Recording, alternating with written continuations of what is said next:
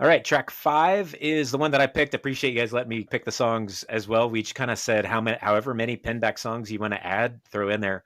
I definitely wanted to add one that felt like a different than other Pinback songs.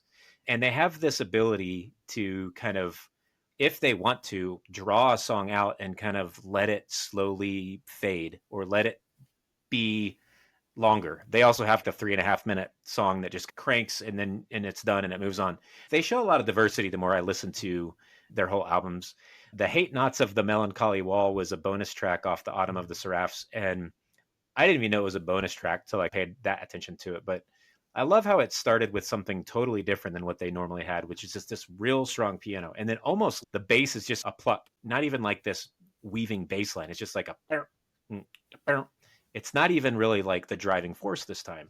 And as we talked about with Prague and AFK and Proceed to Memory, like that's abnormal from a normal Pinback kind of uh, theme or a hallmark.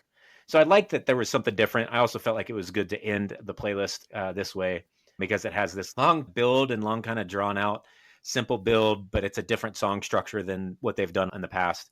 But what was interesting to me too is I started to listen to the chapters like we were talking about earlier. They would start with a riff, they would layer the riff, they would do a little bit of a bridge, and then there's usually like a second chapter of a Pinback song where they flip it on its head, do something different, and then come back. This one was didn't seem that way until about the last minute where they just like shift gears and it's like this different kind of vibe that made me laugh, but also just made me refresh what you're doing. Hit the little circle on the top of the browser and see what it looks like now. Like they tend to be willing to do that. And the next thing they create, the next thing they show is usually very interesting and somehow fits. And so this song kind of represented a lot of that to me.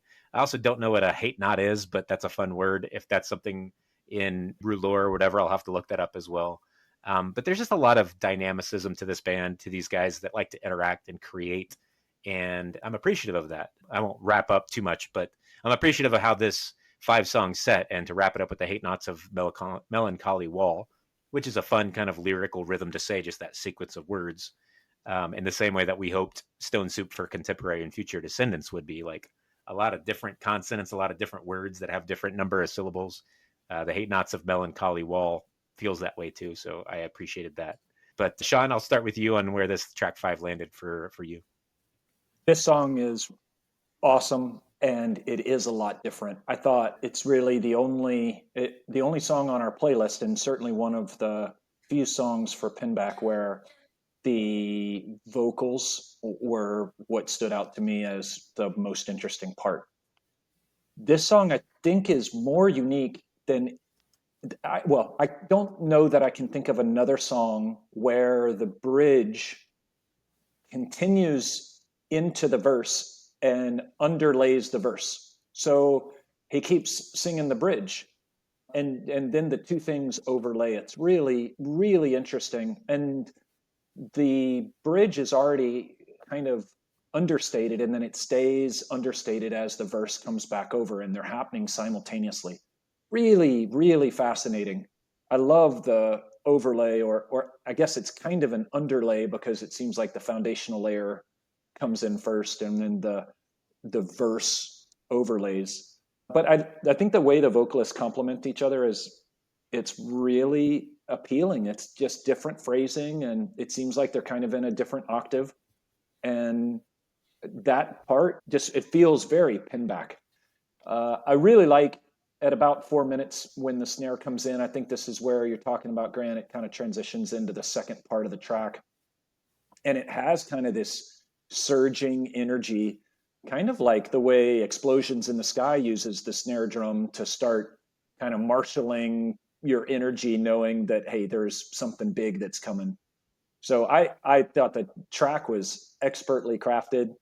It's got kind of this trippy close to it. So really enjoyable song. I guess I didn't often listen all the way through the album to get to the last track, so I wasn't as familiar with this one. I had this on CD, and so I went back and dug up the jewel box, which was a nightmare because my CDs are not alphabetically sorted at the moment. They're just like jammed into cupboards. So I probably spent more time than I should have looking for it, but but yeah, I think I just must not have listened to it all the way through. And I think it's kind of a sign of what life was like in 2007 when this came out. This was, when my oldest was born, and life all of a sudden went from, being, two adults, free and easy, playing lots of Ultimate and listening to whatever music I wanted to, new time constraints and juggling all kinds of things. So I appreciate that you brought this song to the playlist. It was enjoyable to go back and take a closer look. I will name first that you guys have named almost all of my notes, so I will not repeat as much as I can. Although the bass syncopation again, like Zach's ability to throw these trills in and kind of get underneath the system is really satisfying in this song, as well as throughout their entire catalog. So I really love that through line. My favorite part of this song is how unrushed it is. Like they really take their time. Even the chorus feels like they're not, even though he's shouting it, it's not like he's not rushing what he's saying. He's taking his time to say it across, I guess, two bars, I think is what it is. Anyway, dig it. I kind of, it's a little bit like a magic trick when I'm looking at lyrics from Pinback, because it shows me how the magic trick was made, like what they're actually saying.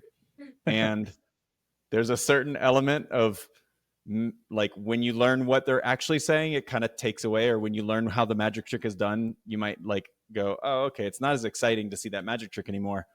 And that's not true about this, but I do enjoy what my brain was saying when I heard a closed system. Like I had no idea what he was saying, but like my brain was saying all kinds of different things. And I love that.